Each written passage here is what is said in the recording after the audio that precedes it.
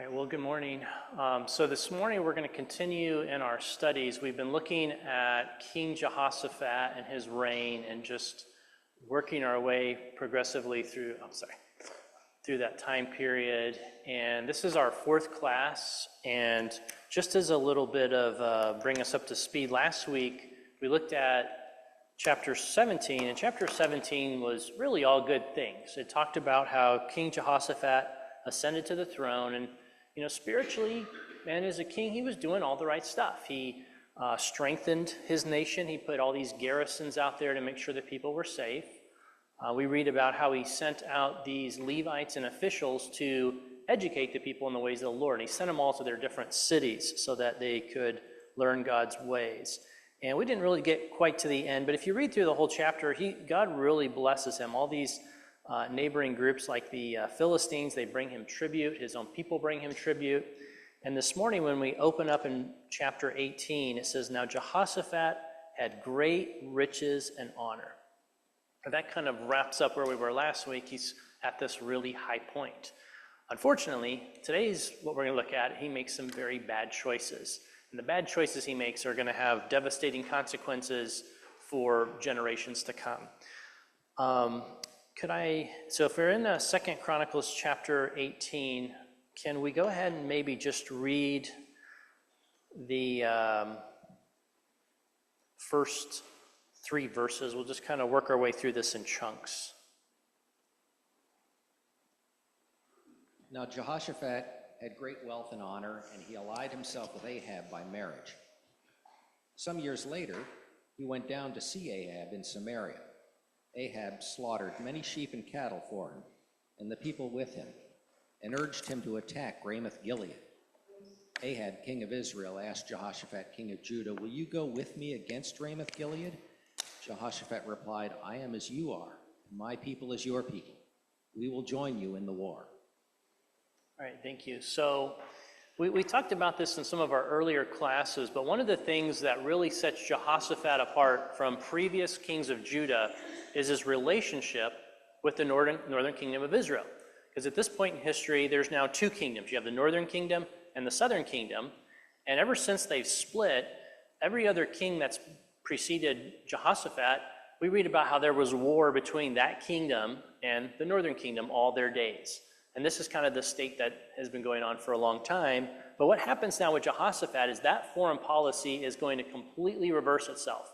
He's going to go from being like the other kings who are constantly at war, is they're going to be at peace.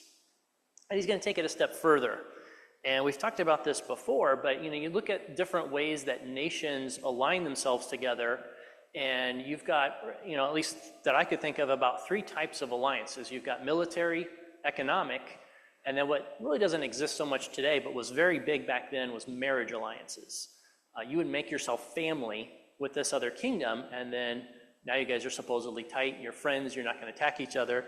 And that's what happens here. It says he made a marriage alliance with Ahab. And I just want to stop and think a little bit about Ahab. We haven't talked about him very much, but he's a pretty infamous king, and we'll just kind of look at this passage here from 1 Kings chapter 16, and this kind of summarizes Ahab as a leader. And it says that Ahab the son of Omri began to reign over Israel, and Ahab the son of Omri reigned over Israel and Samaria for 22 years. Ahab the son of Omri did evil in the sight of the Lord, more than all who were before him. And as if it had been a light thing for him to walk in the sins of Jeroboam, the son of Nebat, he took for his wife Jezebel, the daughter of Ethbaal, king of the Sidonians. And he went and served Baal and worshipped him. And he erected an altar for Baal in the house of Baal, which he built in Samaria. And Ahab made an Asherah. And Ahab did more to provoke the Lord, the God of Israel, to anger than all the kings of Israel who were before him. And this kind of summarizes who Ahab was and what his reign was like. It talks about him being more evil than those who were before him. And it talks about him marrying the daughter of Ethbaal. And does anybody know that daughter's name? Jezebel, right? And she becomes this infamous co-ruler. Oh, actually, it's in there. Sorry, his wife Jezebel. It's right there. So Jezebel, and she's her name lives in infamy, as does Ahab's. And it says she was the king of the Sidonians. Does anybody know where the Sidonians at geographically? I didn't bring a slide for that. Anybody? Modern day Lebanon, right? Yeah, so the Sidonians, and their capital was like Tyre, and they eventually spread out and they become the Carthaginians and becomes actually a powerful, anyway, but he makes this powerful alliance with the Sidonians, and what came with that deal was Jezebel. It was not a good deal, but what are some of the things, it kind of high level mentions here, they bring in Asherah, but what are some of the other things, we're not going to spend a lot of time, but just real quickly, what are some things that Ahab and Jezebel are known for in their reign?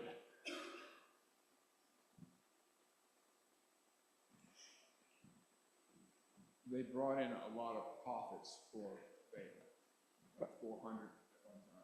Brought in these false prophets. How did they treat the real prophets? What happened to them? Put their boot on their necks. What's that? Yeah, they're evil towards them, obviously, trying to really reduce their influence.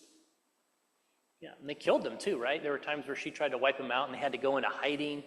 And you think about some of the other things they did. We have the infamous case where he wanted his neighbor, not Nabal, but Naboth. Naboth had this vineyard he wanted. Naboth said, that's my inheritance, I'm not going to sell it. So what does Jezebel help him do?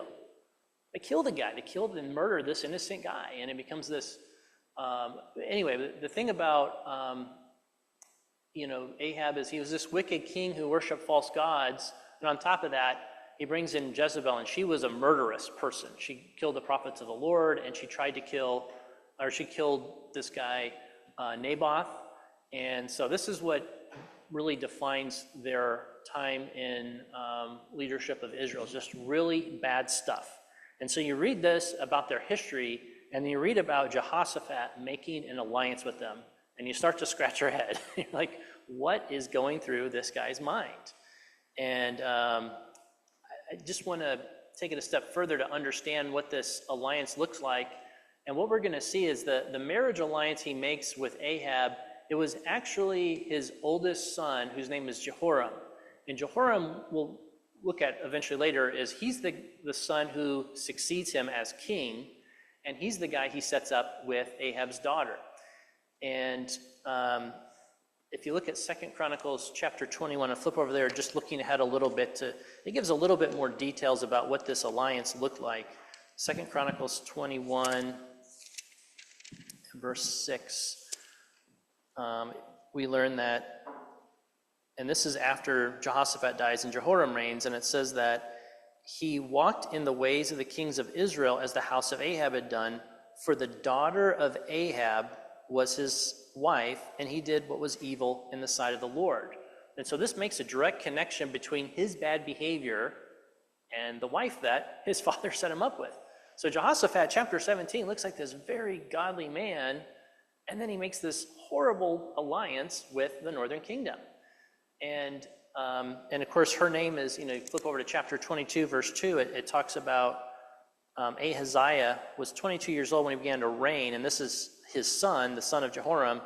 He reigned 1 year in Jerusalem, and his mother's name was Athaliah, the granddaughter of Omri. And so again, her name is Athaliah. She's the daughter of Jezebel, the daughter of Ahab, and Omri was Ahab's father. But anyway, so this is what happens.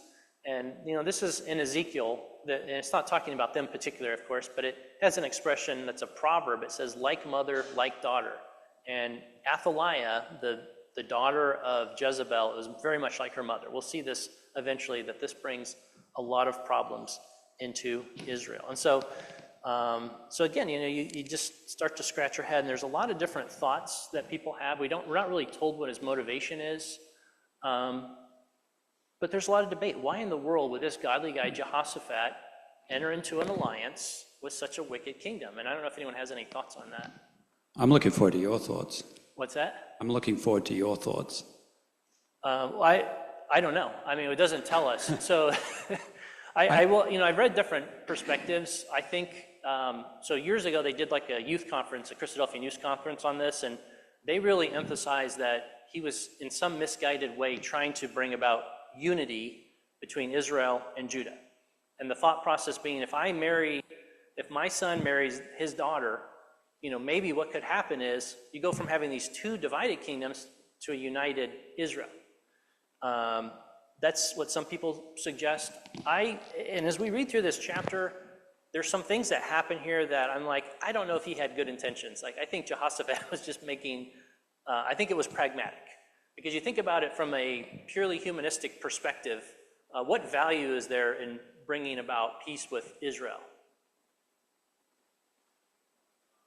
What's that? You don't think there's any value? Now, I'm not talking about spiritually. Now, from our perspective, yeah, this is really stupid, right? But if you're thinking about this purely strategically, if you're a king, you're not really factoring in God's ways.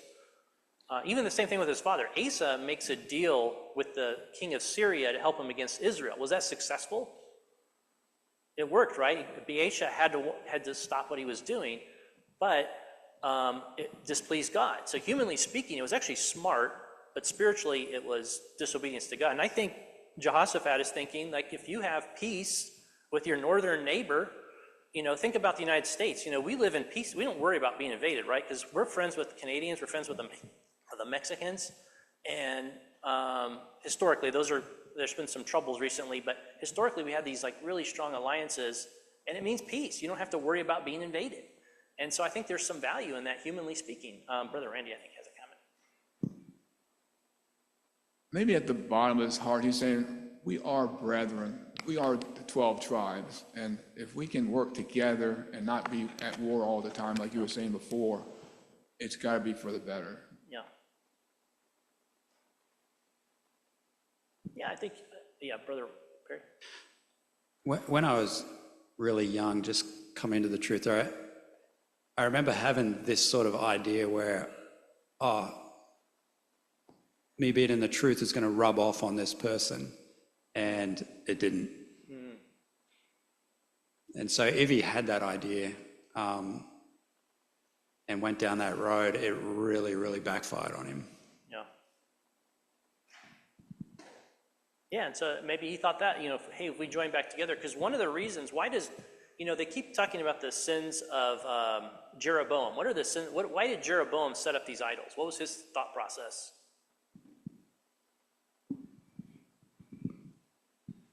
Give the people of the 10 tribes somewhere to worship so they wouldn't have to go to Jerusalem. Because if they went to Jerusalem, they'd constantly be tied to the 2 tribes. Yeah, so it's political pragmatism, right? It's like, well, this could be a problem for me later. Jerusalem could be our undoing. So he says, I'm going to create this false system of worship.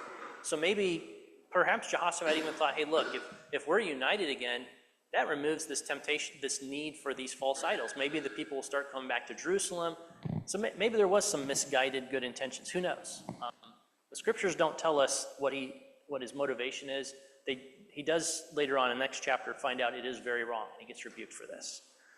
All right, so if we can continue to read, if we can read verses 4 through 11. Somebody. Is that 2 Chronicles 21? Yeah, so we're still in 2 Chronicles chapter 18. Okay. And we're going to read verses 4 through 11.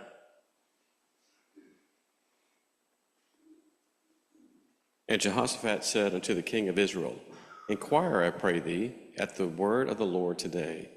When the king of Israel gathered the prophets together, 400 men said unto them, Shall we go to Ramoth Gilead to battle, or shall I forbear?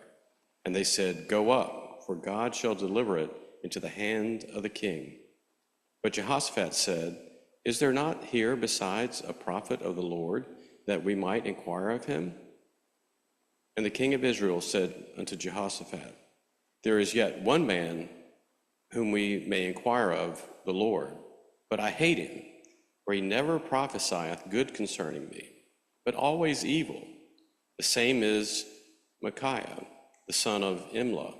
And Jehoshaphat said, Let not the king say so. Then the king of Israel called an officer and said, Fetch quickly Micaiah, the son of Imlah. How much further? If you can go to verse 11 for All this right. segment. Yeah.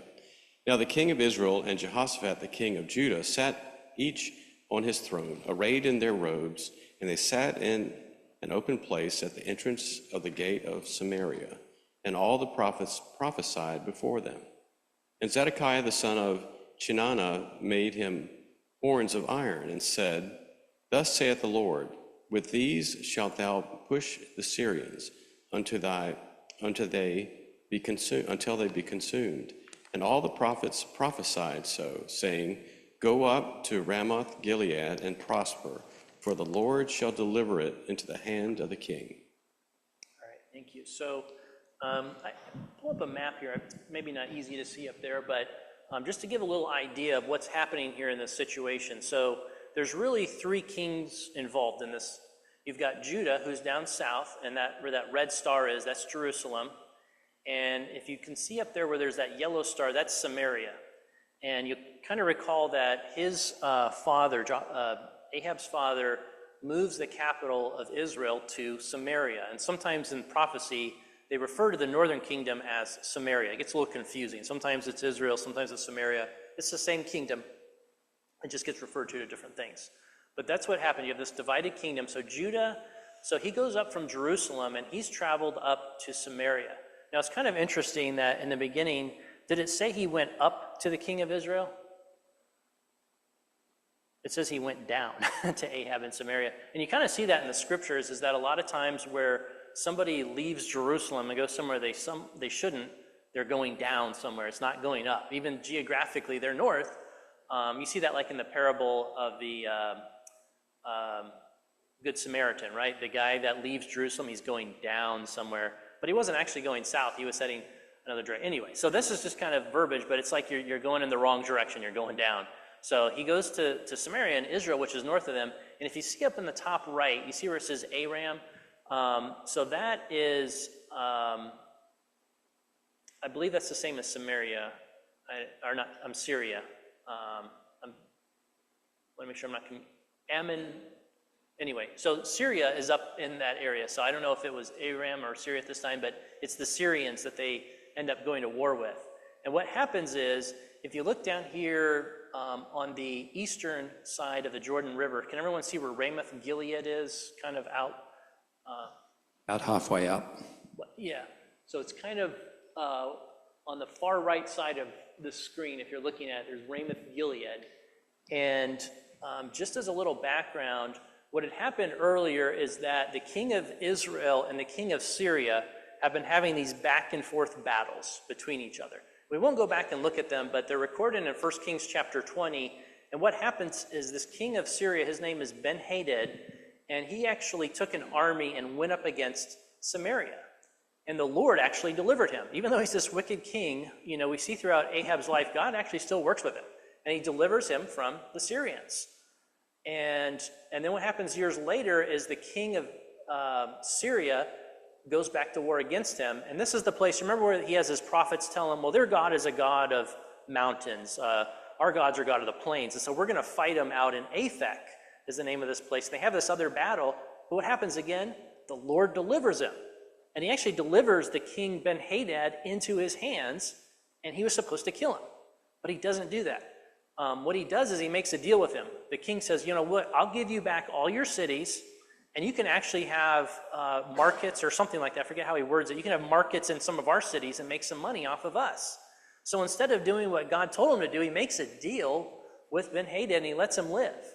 And at the end of 1 Kings 20, I'll just read this here, but this is what the Lord says to him. He says, thus says the Lord, because you have let go out of your hand the man whom I devoted to destruction, therefore your life shall be for his life, and your people for his people. And the king of Israel went to his house vexed and sullen, and came to Samaria. So it's just a background. Ben-Hadad, the king of Syria, and Ahab have this ongoing battle back and forth. And so what a lot of people think happened is Ben-Hadad made this promise to say, hey, I'll give you back all the stuff we took from you, and you can make up mark. And then you look in this chapter, and what happens is he talks about Ramoth Gilead. He didn't give it back to him. That had been part of Israel. So what that tells us is that Ben-Hadad made promises, and then he broke them. He said, look, let me go, and I'll give you this stuff back. And what happens? He lies to him, right? He says, I'll give it back, and then he doesn't. So that's what kind of, people think what precipitates this whole incident is that Ahab is mad because he's supposed to have this city back. This was part of his kingdom. The Syrians had taken it away, and it didn't take place. He didn't get the land back, and so he needs to go to war with him. And the Syrians are pretty strong in their own right. So going maybe head to head with the Syrians isn't a smart idea, but wait a minute, my brother, not really, but his brother Jehoshaphat, this new king in Judah, he's a tough guy, right? And if you look at the opening passages, he had riches and honor. You look at chapter 17, he builds up and fortifies these cities. He has these big, his army is organized and strengthened. And so Ahab starts thinking, we understand why Ahab wants an alliance with Judah, right? You've got this powerful guy to the south, and hey, if we could join forces, I can get my towns back. And it's kind of interesting, when he calls him out in verse 3, Jehoshaphat makes a response. He said, I am as you are, and my people as your people. We will be with you in the war. Does that passage have any echoes to anybody when you hear that? I am as you are, and my people as your people. Anything in the Bible that? Ruth, right? So Ruth said something similar to her mother-in-law when she tried to leave. She said, I will be, she left her people, she left everything. But there was something that is missing in Jehoshaphat's that was present in Ruth's. Anything stand out that's very different? You go, I'll go, and he actually goes to war with him, right? Yeah, I mean, he doesn't use that expression, but there's one important thing that Ruth says to Naomi that, your God will be my your God. God will be my God. It was a spiritual binding that they took place. And people see like Ruth's kind of like are getting baptized. We're leaving behind our other former life or former gods, whatever, and we're becoming part of Christ. But you see what happens in this alliance, there's no mention of God in there, right? Because he knows that Ahab is an idolizer. He's worships these false idols. He set up these Baals and Asherah and things like that. So he doesn't use that same language. He, of course, doesn't want to worship the Baals, but he also can't say it about Ahab because Ahab's not a faithful guy about God. So, this relationship is problematic because it's not based on a mutual relationship of God. And that's one of the big issues with this is he's saying, I'm with you, we're your people, but he can't say the spiritual part. He can't say, our God is your God, because it's not true. Ahab is a wicked man. He's an idolater. And so people look at this as just, is being very careful about, the kinds of how deep our friendships go and things like this, is you got to be careful that we always make sure that it doesn't jeopardize our spiritual lives. And that doesn't happen with Jehoshaphat. He makes a marriage alliance with somebody he knew is a Baal worshiper whose mother was evil, kills God's prophets, and he says, I want you part of my family. And so it's like, what is he thinking? But the part we just read about this whole thing at the, this is just a picture of Micaiah, and he hasn't spoken yet. But at first, I'm kind of almost inclined to think that Jehoshaphat may have had some spiritual motivations. Because what does he insist that they do before they go to war? Let's inquire of the Lord, right? So at first it seems like maybe he's trying to push Ahab in the right direction. Let's inquire of God before we do this. And that's actually good advice. He should have done that.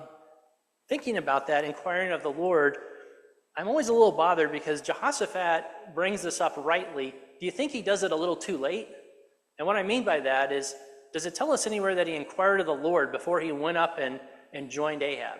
Does it tell us he inquired of the Lord before he gives his son in marriage to Ahab's daughter? And so with Jehoshaphat, it's like he's kind of a godly man who's a little bit inconsistent, right? It's the timing that matters. And it's like, you think about King David. And remember when King David's out in the wilderness, every time he makes a move, what does it say over and over again? He inquired of the Lord. He inquired of the Lord, and he makes these decisions. And with Jehoshaphat, it's like he kind of makes a lot of decisions, and then he finally says, okay, let's inquire of God. He should have been saying that way back when, and that could have prevented this whole bad series of events that play out. And I think that's kind of maybe a lesson there is that, I think humanly, we do the same thing. It's like we kind of make a decision, and it's like, then I'll ask God to give me a blessing in what I'm doing. But it's like, it's the timing matters, right? You don't wait until you've already put yourself in a bad situation and inquire of the Lord. You do it early on. And I think that's another problem here with Jehoshaphat. So the first group of prophets, it's 400 men. Does that number ring a bell anywhere? Somebody said it earlier. They had these 400 prophets of Baal earlier. So, what's that? There were 400 prophets of Baal out Carmel. Yeah. So that's probably who these guys are, right? These are not prophets of the Lord. And so Jehoshaphat's like, this isn't going to work for me, right? And he says, I want you to, is there anybody of the Lord that we may inquire? So again, it seems like he's prodding Ahab in the right direction. So maybe this is some misguided attempt at a spiritual reconciliation of sorts with the northern kingdom of Israel. And then what is Ahab says there is a prophet of the Lord, but why don't I want to call him?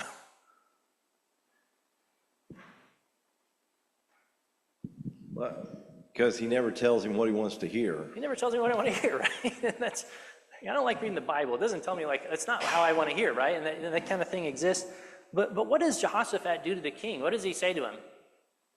The king should not say that. And it's, again, it's at first, it really sounds like he's kind of pushing him in the right direction. Let's inquire of the Lord. He brings in 400 prophets. None of them were from the Lord, right? So he says, let's get a real prophet from the Lord.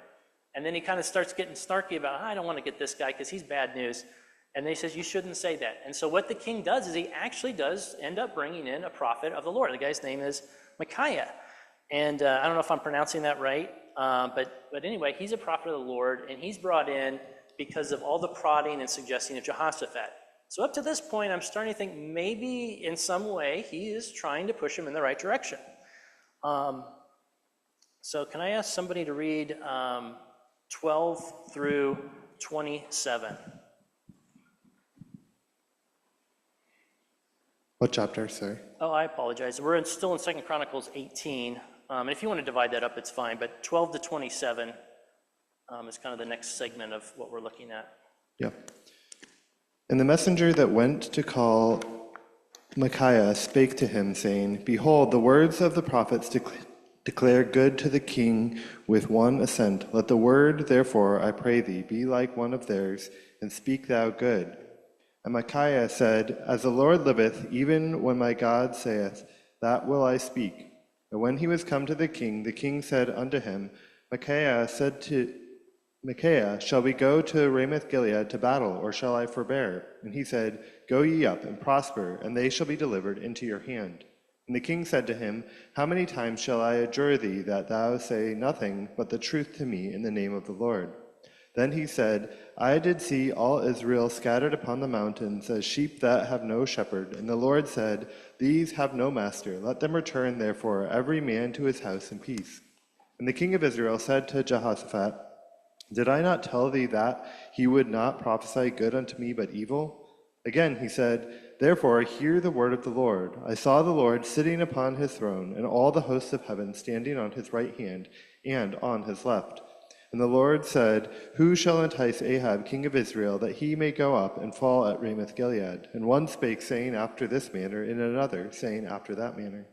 Then there came out a spirit, and stood before the Lord, and said, I will entice him. And the Lord said unto him, Wherewith? And he said, I will go out and be a lying spirit in the mouth of all his prophets. And the Lord said, Thou shalt entice him, and thou shalt also prevail. Go out, and do even so. Now therefore, behold, the Lord hath put a lying spirit in the mouth of these thy prophets, and the Lord hath spoken evil against thee. Then Zedekiah the son of Chenaanah came near and smote Micaiah upon the cheek, and said, Which way went the Spirit of the Lord from me to speak unto thee?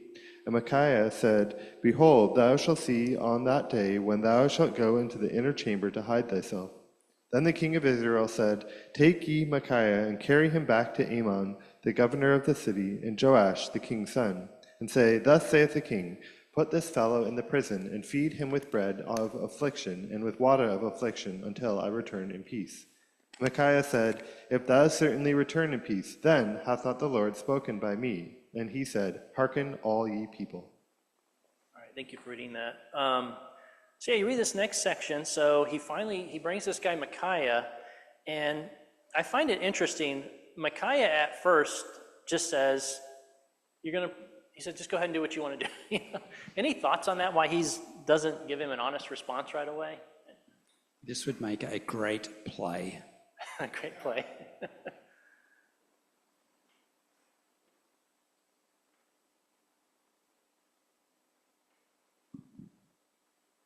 In some respect, Micaiah is still lucky to be alive. He knows that the king probably punish him if he says the truth, as the king did. So he just says what he thinks the king wants to hear. Maybe he's like kind of scared, and he's like, well, at first he has to be pushed in the right direction. I get the impression that they've had conversations in the past, and yeah, he knows that it's pointless telling the truth to him, and he just wants to hear what he wants to hear. So he's like, here we go. I'll give you what you want to hear. And he does it in a sarcastic way so that it's so obvious that he gets the response he gets. Yeah. A lot of people think that too. It's like it's sort of sarcastic. It's like, you've never wanted to hear you don't want to hear what I have to say. Go up and do what you want to do. And yeah, I think there's a background between these two. You can kind of get the idea. He gets, even at the thought of asking him to come, Ahab starts going, oh, this guy only says evil things about me, right? So it's like they've got some kind of tense relationship from the past. And so he just kind of gives him this, I think, sarcastic response. But anyway, the part that back to really Jehoshaphat, who we're kind of thinking about, and this is the part where I really go from thinking maybe Jehoshaphat has some good but misguided intentions. What does he witness happen to Micaiah? Persecution. He gets put in prison, right? He sees a prophet of the Lord that he asked for. He gets thrown in jail for speaking the truth. And what was that truth? What was the message that he said? Are they going to ultimately be successful in this battle? Disaster. It's going to be disaster, right? And you read the rest of the chapter, Jehoshaphat doesn't say, thank you for bringing that message from the Lord. I'm going to heed that and go back home. He goes with him, right? He sees this prophet get arrested, put in prison. He hears him say, you're going to fail. And Jehoshaphat stays and goes with the mission anyway. And swinging back to Jehoshaphat, this is the point where I start again, for a minute, it's like he kind of maybe is going in the right direction. And then this happens. It's like, no, he's not. He chooses, and in Jehoshaphat's defense, it's not very easy to just break an alliance right away, right? There's been other places in the Bible where they hired these soldiers from Israel and they got mad and attacked them. It's not a super easy thing to do. It takes a lot of courage. And this is a guy who historically had courage in the Lord, but I think it fails him. I think he gets himself in too deep, and he doesn't have the guts to say, I need to listen to this prophet that I insisted you get, but he still and goes with him. And so this is the point where I kind of, with Jehoshaphat anyway, it's just like, I don't know that he's really, I don't know. This is where I lose the feeling that there's not really even some good intentions here. And he goes along with him. So I know we're kind of running low on time, but one of the interesting things that happen is, I was just going to say, do you think it's telling that he went up there in the first place without a prophet? Seems like that's true. A good king would have his team around him, and he doesn't bring a prophet of his own up there, which you'd think would be a big deal with these sort of high-level conflicts and such. Yeah, that's a good point. I didn't even think about that. Like, he had people, because we know later on he gets rebuked down in Judah. He doesn't bring them up with him. He has to ask Ahab and rely on him to bring a prophet, which is a problem. So that's another thing, So Jehoshaphat, you see some real failings in this chapter. I mean, he starts off on a really good path, and then he gets mixed up with Ahab, and things really go bad. And you just think about it. It's kind of like somebody who spends all this time studying the Bible. You spend all these hours, you go to Bible school, you go to meeting, you do your daily readings, and then you just flat out ignore what they say. And that's kind of what Jehoshaphat does. He's, at first he seems like he's a better man than Ahab, and he does do some truly good things. But at the end of the day, he spends all that time Bible study, and then he just ignores it. It's like, I want to hear from the Lord, but he's just about as bad as Ahab. He ignores him. He doesn't maybe persecute him, but he ignores what he hears. But at the end of the chapter, we'll just kind of wrap it up for time's sake, but they go into battle. And for some reason, he lets Ahab talk him into being the guy who goes in dressed as the king. And it's like Ahab thinks, maybe if I don't dress like a king, the prophecy won't come true. But he still gets killed, right? What happens to Jehoshaphat? It's in verse